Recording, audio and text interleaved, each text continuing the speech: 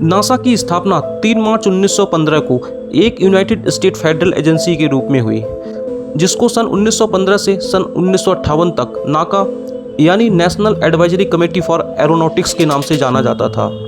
बाद में 19 जुलाई 1948 को अमेरिका के राष्ट्रपति ड्वाइट ई एसेनबर्ग के नेतृत्व में अमेरिकी फेडरल सरकार के द्वारा इस एजेंसी का नाम बदलकर नासा यानी national aeronautics and space administration कर दिया गया, जिसके बाद नासा ने 1 अक्टूबर 1948 से एक स्वतंत्र स्पेस एजेंसी के रूप में कार्य करना शुरू कर दिया था।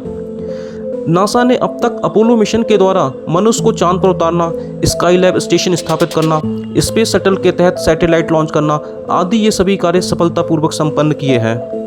नासा एरोनॉटिक्स स्पेस रिसर्च के क्षेत्र में एक प्रतिष्ठित नाम है। नासा यूएसए की एक इंडिपेंडेंट एजेंसी है जो अपने द्वारा छोड़े गए सैटेलाइट की मदद से एयर और स्पेस पर रिसर्च करती है। नासा का main work space related programmes और एरोनॉटिक्स के ऊपर रिसर्च करना है। नासा ऐसे बहुत से कार्य करता है जिनके बारे में काफ़ी कम लोग जानते हैं। एस्ट्रोनॉट प्लैनेट्स और सैटेलाइट के ऑर्बिट में रिसर्च करते हैं।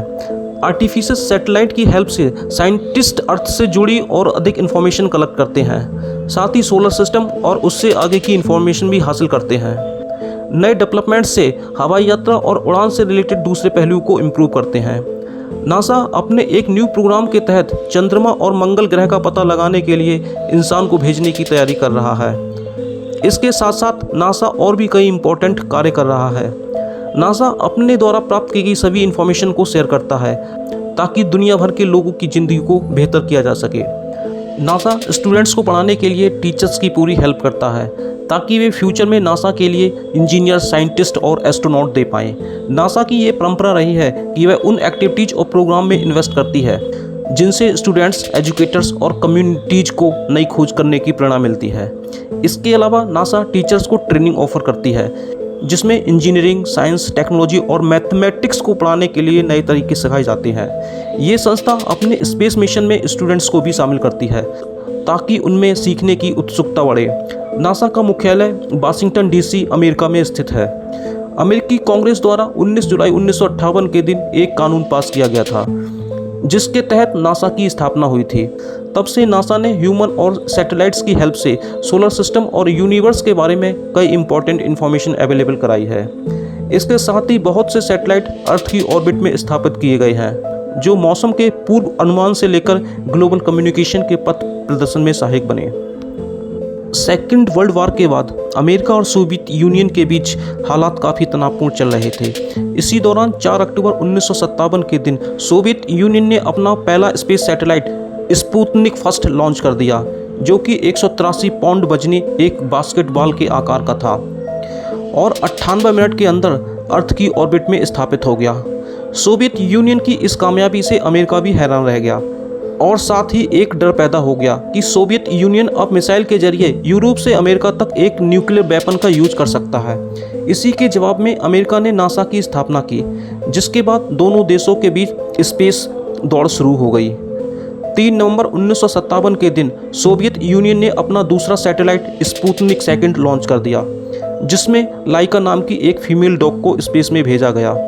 दिसंबर 1957 में अमेरिका ने पहला सैटेलाइट लॉन्च करने का प्रयास किया जिसका नाम वैनगार्ड था, लेकिन ये टेक ऑफ के तुरंत बाद ही तबाह हो गया। 31 अक्टूबर 1958 को अमेरिका ने दोबारा प्रयास किया और एक्सप्लोरर फर्स्ट नामक पहला फर्स्ट सैटेलाइट सफलतापूर्वक अर्थ की ऑर्बिट में स्थापित कर दिया। उसी वर्ष जुलाई में कांग्रेस ने ऑफिशियली एरोनॉटिक्स और अन्य गवर्नमेंट एजेंसीज के लिए नेशनल एडवाइजरी कमेटी से नासा की स्थापना की और स्पेस की दौड़ जीतने के लिए देश की डेडिकेशन की पुष्टि की। मई 1961 में अमेरिका के प्रेसिडेंट जॉन एफ कैनेडी ने यह घोषणा की कि अमेरिका इस दशक के अंत तक चांद पर एक आदमी भेजेगा। 20 जुलाई 1969 को नासा ने अपोलो 11 मिशन के तहत इस टारगेट को हासिल किया और नील आर्मस्ट्रांग को चांद पर पहले इंसान के तौर पर भेजकर एक नया इतिहास रच दिया, जिसे आज भी लोगों द्वारा याद किया जाता है। इसके बाद भी नासा ने कई नए आयाम स्थापित किए, जिसमें इंटरनेशनल स्पेस स्टेशन का निर्माण एक मुख्य उपलब्धि के तौर पर शामिल है। इसके साथ ही नासा ने कुछ दुखद झटके भी सहे हैं। 1986 में चैलेंजर स्पेस शटल और 2003 में कोलंबिया स्पेस शटल सहित चालक दल का मरना नासा के लिए अत्यंत बुरा दौर था। नासा की स्थापना 29 जुलाई 1958 में हुई थी। ये दुनिया का स्पेस में सबसे अधिक मिशन भेजने वाला इंस्टीट्यूट है। प्रोजेक्ट मरकरी नासा का ह्यूमन को स्पेस में भेजने वाला पहला प्रोग्राम था। सन 1961 से 1963 के बीच 25 उड़ान भरी गईं, जिनमें से 6 उड़ानों में एस्ट्रोनॉट शामिल थे। इस प्रोग्राम का मुख्य उद्देश्य अर्थ के ऑर्बिट में ह्यूमन स्पेसक्राफ्ट की परिक्रमा करना, स्पेस में इंसान की बर्थ कैपेसिटी की जांच करना और एस्ट्रोनॉट और स्पेसक्राफ्ट को सक्सेसफुली अर्थ पर वापस लाना था। जेमिनी प्रोग्राम के तहत इंस्ट्रूमेंट और मिशन प्रोसेस का परीक्षण किया गया और भविष्य के अपोलो मिशन के लिए एस्ट्रोनॉट और स्थलीय दल की ट्रेनिंग दी गई। इस प्रोग्राम का मुख्य उद्देश्य लंबी उड़ान के दौरान एस्ट्रोनॉट की बर्थ कैपेसिटी की जांच करना और ये पता लगाना था कि कैसे कोई स्पेसक्राफ्ट अर्थ की परिक्रमा करते हुए किसी दूसरे वाहन से निश्चित टाइम पर मिल सकता है और उसमें समा सकता है। 3 जुलाई 1965 को नासा के एस्ट्रोनॉट एड वाइट पहले अमेरिकी बने जिन्होंने स्पेस वॉक किया। कार्यक्रम अपोलो के तहत ह्यूमन ने पहली बार चंद्रमा पर अपना कदम रखा और सुरक्षित तरीके से वापस अर्थ पर लौट आया। स्काईलैब अमेरिका का पहला स्पेस स्टेशन था जिसे नासा द्वारा लॉन्च किया गया था। इसमें 4 सोलर एरेज को अपोलो टेलीस्कोप माउंट के साथ जोड़ा गया था। सूर्य का ऑब्जर्वेशन इस प्रोग्राम की उपलब्धियों में से एक था। पायोनियर 10 को सन 1972 और पायोनियर 11 को 1973 में लॉन्च किया गया था, जो सोलर सिस्टम के सबसे बड़े फोटोजेनिक गैस से बने प्लैनेट्स जुपिटर और सैटर्न पर पहुंचे। सोलर सिस्टम के एस्टेरॉयड बेल्ट, जुपिटर और मार्स प्लैनेट्स के बीच का ऐसा क्षेत्र जहां चट्टानें परिक्रमा करती हैं, तक पहुंचने वाला पहला स्पेसक्राफ्ट पायोनियर 10 ही था।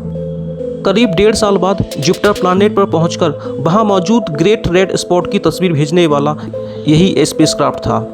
जुपिटर पर 1 साल रहने के बाद ये सैटर्न प्लैनेट पर पहुंच गया, जहां पहुंचने के बाद इसने सैटर्न के चारों ओर छोटे चंद्रमाओं के जोड़े की खोज की, साथ ही एक बड़े छल्ले की जानकारी भी दी।